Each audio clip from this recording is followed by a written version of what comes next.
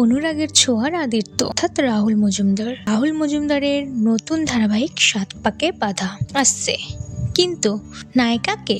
জি বাংলার নতুন ধারাবাহিকের প্রথম ঝলক সামনে এনেছে চ্যানেল কর্তৃপক্ষ।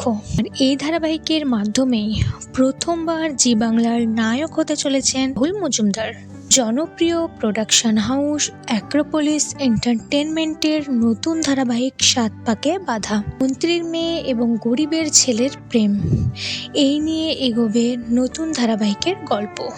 এই ধারাবাহিকের নায়ক চরিত্রে থাকছেন রাহুল মজুমদার এবং নায়িকা চরিত্রে থাকছেন নতুন অভিনেত্রী সম্পর্ণা লক্ষ্মী এবং ধারাবাহিকে থাকছেন অনেক জনপ্রিয় অভিনেতা অভিনেত্রীরা।